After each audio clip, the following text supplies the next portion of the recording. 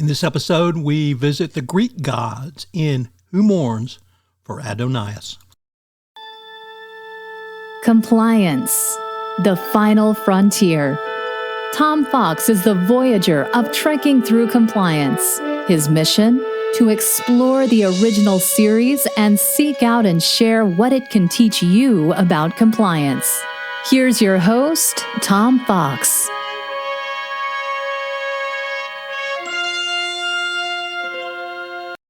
Who Mourns for Adonais.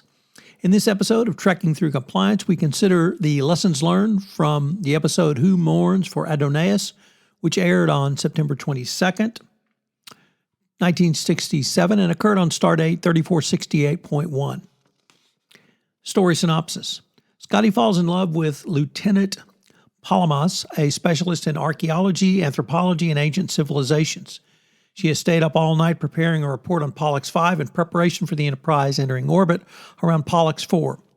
While approaching Pollux 4 in the Beta Geronium system, an energy field in the shape of a giant green hand stops the Enterprise dead in space. Kirk tries to wiggle free and to apply forward tractor beams, but is unable to break the grip of the force field. An apparition appears wearing a laurel wreath and addresses the crew as his children and congratulates them for venturing forth from the hills and valleys of Earth. When Kirk demands to be set free, the apparition causes the hull pressure to rise and Kirk is forced to back down. The apparition invites Kirk and a landing party down to visit, but specifically excludes Spock, who he says reminds him of Pan.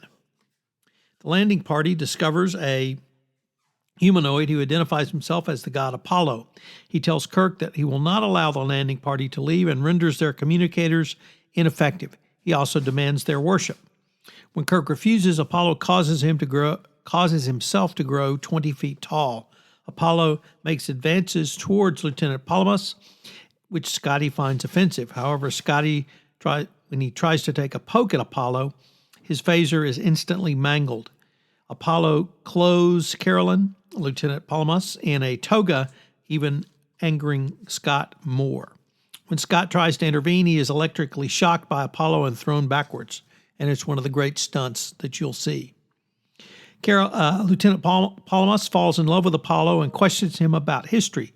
She finds out that Apollo is indeed one of the ancient Greek gods. McCoy says that an extra organ whose function is a complete mystery to him. Apollo tells Carolyn that he and the other gods left the ancient people of Earth when they stopped worshiping them. Without worshippers, even the immortal gods weaken, but all but Apollo have spread themselves to the wind and have faded away. Kirk and company again defy him, and Apollo zaps them all in a rage and then fades away. Kirk suspects the use of his godly powers tires him and theorizes that he requires time to recuperate. He decides to deliberately anger Apollo. Unfortunately, this scheme comes to naught when Lieutenant Palamas intervenes and convinces Apollo to be lenient. Apollo instructs Kirk to make the arrangements to bring the crew down, after which he will destroy the ship. Although Lieutenant Palamas is in love with Apollo, she puts duty ahead of self when acting on Kirk's instructions. She rejects Apollo, telling him she was only interested in studying him in order to weaken him. Meanwhile, Uhura has been able to reestablish contact with the landing party, and Kirk and Spock formulate a plan. Apollo's power is destroyed when his energy source in the temple is located and blasted out of existence by the Enterprise's phasers, despite Apollo's attempts to destroy the Enterprise with lightning bolts. A sorrow-stricken Apollo appeals to the other gods to take him away now that he realizes there is no room left for gods any longer. And indeed, Kirk says, "We find the one sufficient." Kirk, too, is sad and wondering if he would have had to hurt it if it would have hurt them to have gathered just a few laurel leaves. So what is a fun fact from this episode? Well, in a reversal of the usual Hollywood fare, the actor who played Adonais, Michael Forrest, was called in for an audition, and he was first asked to take off his shirt to see if he had the muscled physique needed for the part. Next, they asked him to read some lines in a British accent, and he refused, claiming he couldn't do it, but was able to speak in a mid-Atlantic accent, probably more suitable for the character. He did it, and they gave him the role. There's also an allusion to a rape scene in this that was incredibly troubling to watch. It was pretty clear that Apollo raped Lieutenant Palamas, and once again showing the difference in focus from the 1960s to the current day. And indeed, in an early draft of the script, after they get back to the Enterprise, they discover Lieutenant Palamas is pregnant. This episode brings in religion in a really interesting way. First is that Adonais was a Greek god, but Adonais is a Hebrew term, which technically refers to Lord or Master. Jewish scribes were taught to say Adonai out loud when reading the name of God, Yahweh, from the Torah. This is why Yahweh is traditionally translated as the Lord in English Bibles. So if you kind of look at things in that way, then, and if you see this as religion, and interpreting Apollo as a stand-in as religion, you begin to see some of the power of this episode, particularly around whether and how gods should be worshipped. So an interesting twist that I really had not thought through the first couple of times I watched this, but how we worship, how we honor, I think has evolved, obviously, over time. And this episode really speaks to many of those types of issues, even in contemporary society of 2022. So on to some of the compliance takeaways from this episode.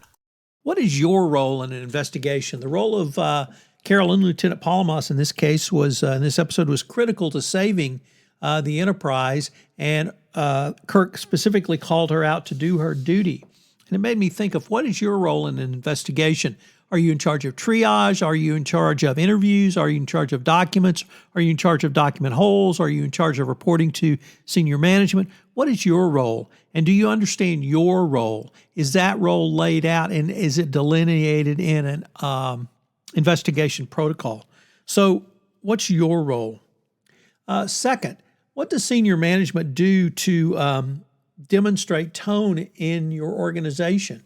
One of the key scenes was where the crew of the Enterprise was trying to get Apollo to lose control and attack all of them, with the hope that one or more of them would survive and that they could move forward to disable him.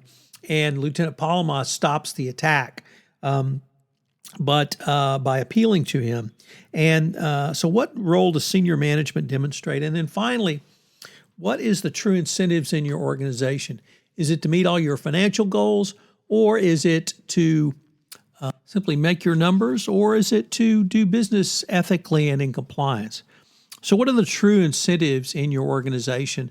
That's something that everyone in the organization watches and they're aware of, and it's something that management needs to be aware of so that you communicate the correct message going forward.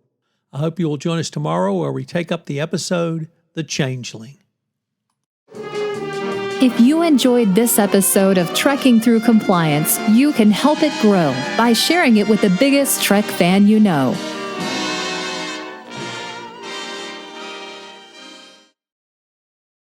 This podcast is a part of the C-Suite Radio Network. For more top business podcasts, visit c-suiteradio.com.